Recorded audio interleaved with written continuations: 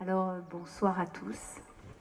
Ravie de vous voir là pour la 4e édition de ce concert aux étoiles, avec un concept d'étoiles cachées ce soir, ici à la commanderie de la Commande.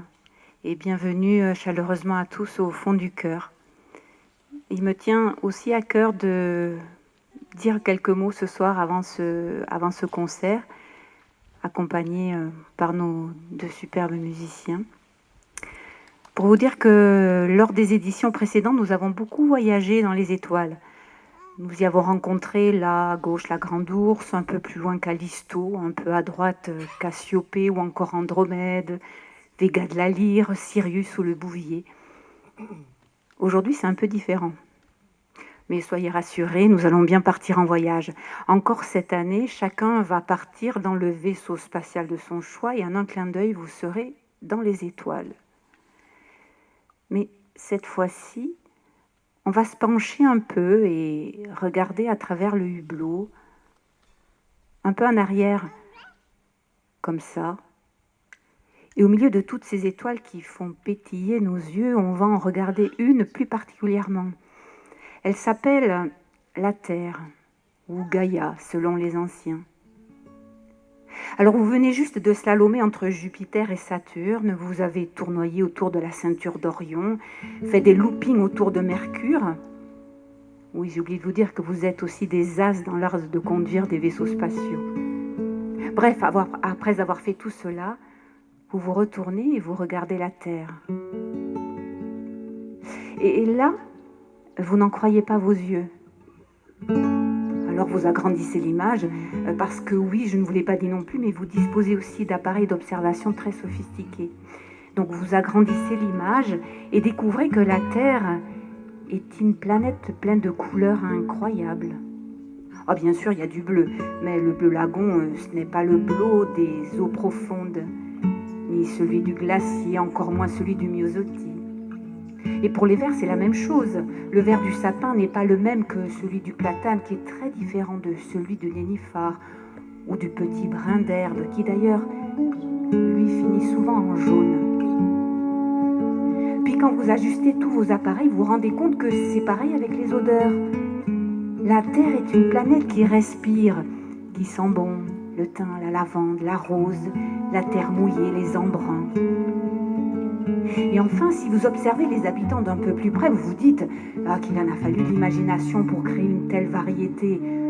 À 2 pattes, à 4 pattes, à 6, à 8 pattes, avec des ailes, avec des nageoires, des plumes, des poils, des gros, des lisses et des invisibles. À croire que vous vous trouvez devant la plus belle bibliothèque, ou alors le plus grand musée d'histoire naturelle de l'univers. Et là, on se dit que sur Terre, c'est sûr, ça grouille. Ah oui, ça grouille. Ça grouille et ça s'appelle la vie. Puis vous mettez en marche votre capteur sonore spatio-temporel. C'est un appareil pour entendre les micro-bruits de l'univers. Et là, que de sons. La vie, ça bouge. Ça fait du bruit, les volcans, les routes, l'eau qui se déverse, les oiseaux, les matchs de foot. Et au milieu de tout cela, une voix. 2 voix, parfois 3 voix se détachent. Ce sont les poètes de la Terre qui chantent la beauté du monde.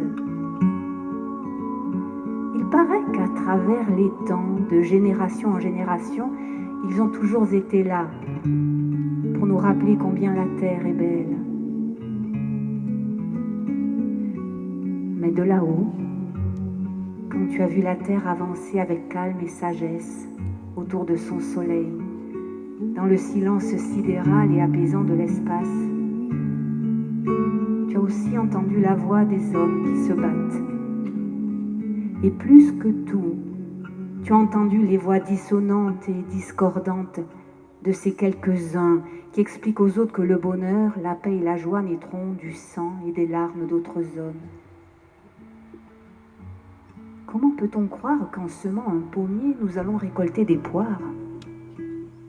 Comment peut-on croire qu'en semant la discorde, nous allons récolter la paix ? Depuis là-haut, de si haut que l'on peut presque toucher les étoiles, Entends-tu ces voix qui semblent plus fortes que celles de la sagesse? Vont-elles couvrir la voix du poète?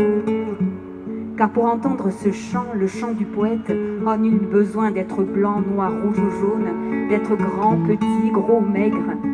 Nul besoin d'être riche ou pauvre, d'être jeune ou fardé de rides. Nul besoin de croire ou de ne pas croire en ceci ou cela, d'être chef, intelligent ou maladroit. Non, il suffit juste d'écouter avec le cœur,